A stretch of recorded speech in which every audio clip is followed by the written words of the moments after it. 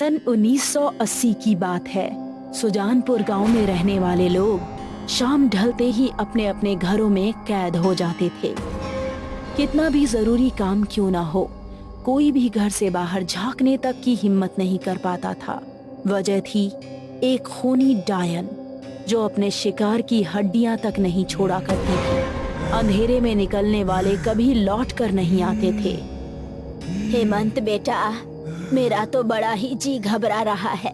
तेरे पिताजी का बुखार तो बढ़ता ही जा रहा है। मैंने वैद्य जी की दवा भी दी है, पर उसका कोई असर नहीं हो रहा। तू घबराती क्यों है माई? पिताजी के माथे पर ठंडे पानी की पट्टी रख, जल्दी ही बुखार उतर जाएगा। सब कुछ करके देख लिया बेटा, इनकी हालत में कोई सुधार नहीं हो रहा है। मेरा तो दिल बैठा जा रहा है, इनकी तबीयत बिगड़ती जा रही है। अच्छा माई, तू रो मत, मैं अभी जाकर डॉक्टर को बुला लाता हूँ। बापू जल्दी ठीक हो जाएंगे। ये क्या कह रहा है बेटा?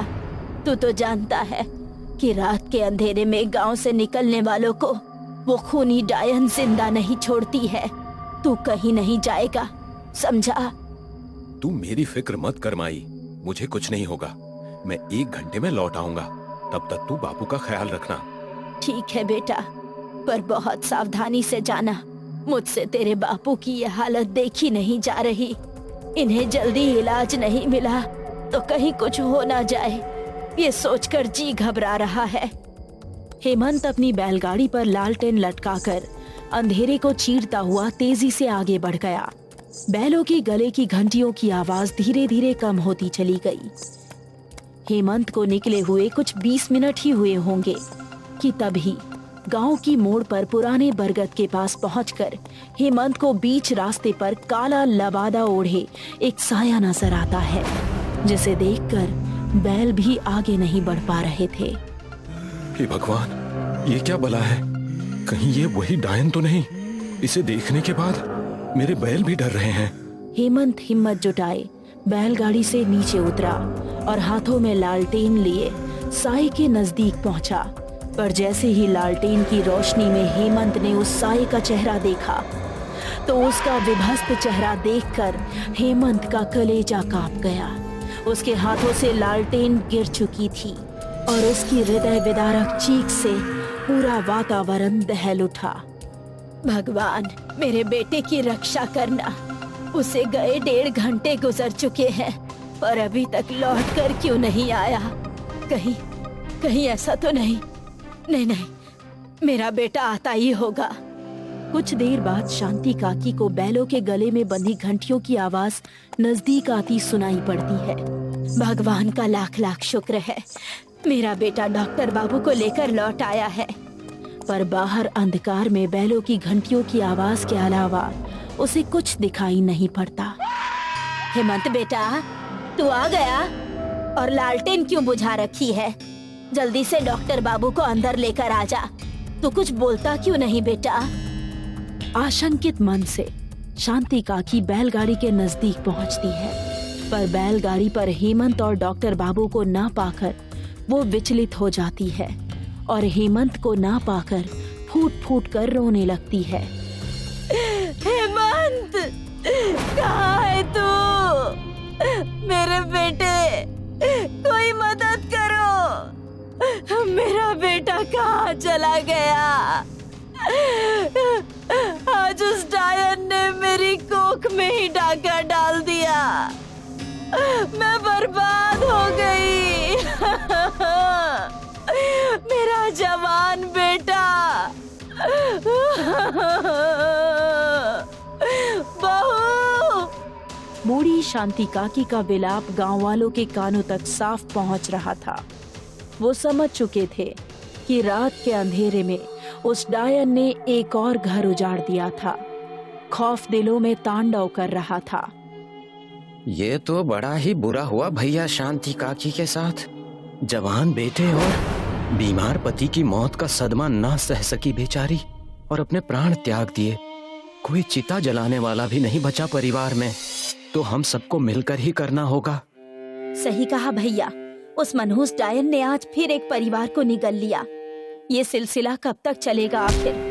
हमें जल्दी ही इस समस्या का समाधान निकालना होगा, नहीं तो अगली बारी हमारी हो सकती है। सारे लोग एकत्रित होकर गांव के सरपंच के घर पहुंचे। देखिए, इस दुखद घटना की जानकारी मुझ तक पहुंच चुकी थी। मैंने इस समस्या का एक समाधान सोचा है, पर तब तक आप लोगों को सब्र से काम लेना होगा और कोई भी व्यक्ति अंधेरा ढलने के बाद घर से बाहर नहीं निकलेगा, चाहे कुछ भी हो जाए। जी सरपंच जी, जैसा आप उचित समझें, पर हमें इस विपत्ति से बचाएं। आप जैसा कहेंगे वैसा ही होगा। रात में कोई भी घर से बाहर नहीं निकलेगा। गांव वालों के लौट जाने के बाद सरपंच का बेटा अभय उनसे बोला, पिताजी, आप गांव वालों से किस समाधान की बात कर रहे थे? क्या आपने उस डायन से बचने के लिए कोई युक्ति सोची है? हाँ बेटा, मैंने एक योजना बनाई है। आज रात मैं अपने आदमियों के साथ उस डायन का शिकार करूंगा। बहुत खून खराबा कर चुकी है वो, आज नहीं छोड़ूंगा उसे। पर पिताजी, इसमें तो बहुत खतरा होगा। कैसे कर पाएंगे आप ये सब? वो सब तू मुझ पर छोड़ दे बेटा। मैं आज उसे जिंदा जला दूंगा या अपनी 2 नाली बंदूक से भून डालूंगा, पर उसे जिंदा नहीं छोड़ूंगा। शाम का अंधेरा गहरा हो चुका था। आज अमावस की रात थी। अंधकार पहले से ज्यादा घना हो रहा था। दूर कहीं कुत्तों की रोने की आवाजें माहौल को और भयावह बना रही थी। गांव के सुनसान रास्ते पर बैसाखी का सहारा लिए एक अधेड़ व्यक्ति आगे बढ़ रहा था। सन्नाटे को चीरती उसकी बैसाखी की आवाज दूर तक सुनाई दे रही थी। हे भगवान, आसमान में तैरती हुई ये क्या बला नीचे आ रही है? ये तो डायन है। डायन, डायन, सरपंच जी बचाइए मुझे। शिकार को देखते ही डायन जैसे ही उसे दबोचने के लिए उसके नजदीक पहुंचती है कि तभी ठहर जा कातिल डायन, बहुत हो चुका तेरा खूनी खेल। आज तू हमारे हाथों से बचकर नहीं जा पाएगी।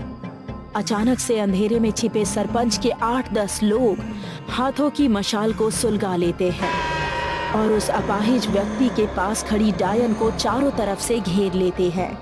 सरपंच अपनी बंदूक डायन की तरफ तान देता है। खूनी डायन, ये सब तुझे फंसाने की हमारी योजना थी। आखिरकार तू हमारे जाल में फंस ही गई। बंदूक ताने सरपंच के आदमी घेरा बनाए धीरे धीरे डायन की ओर बढ़ने लगे, पर इससे पहले वो उस तक पहुंचते, डायन उस अपाहिज आदमी को उठाकर हवा में तैरती हुई एक ओर जाने लगती है।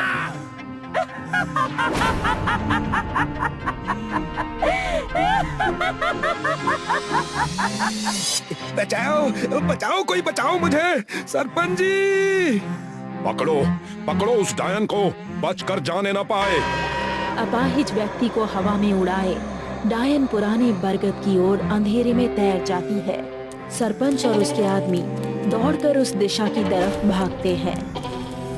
पीछा करो उसका, वो पुराने बरगद की ओर गई है, जल्दी करो। वो देखो, वो रही उस बरगद के ऊपर। सरपंच अपनी बंदूक से डायन पर निशाना लगाते हैं। बरगद से कोई देह जमीन पर धड़ाम से आ गिरती है। लगता है उस डायन को गोली लगी है और नीचे आ गिरी है। चलो देखते हैं। हे भगवान, मुझसे ये क्या अनर्थ हो गया? गोली इस मासूम को लग गई। खूनी डायन, बहुत हो चुका तेरा तांडव। आग लगा दो इस बरगद को, जिंदा जला दो इस पापी डायन को। सरपंच के आदमी बरगद को आग लगा देते हैं और देखते ही देखते पूरा बरगद जलने लगता है। सरपंच, मूर्ख सरपंच, तू क्या सोचता है? मुझे मारना इतना आसान है? आज यहाँ से तू और तेरे आदमी कोई भी जिंदा वापस नहीं जा पाएंगे। और देखते ही देखते रहस्यमयी तरीके से सरपंच के सारे आदमी एक एक करके चीख मारते हुए गायब होने लगते हैं। अंत में सरपंच की भी चीख सुनाई पड़ती है और उसके बाद फिर से सन्नाटा व्याप्त हो जाता है। सरपंच का बेटा अभय दूर अपनी हवेली पर खड़ा पुरानी बरगद को सुलगता हुआ देख रहा था।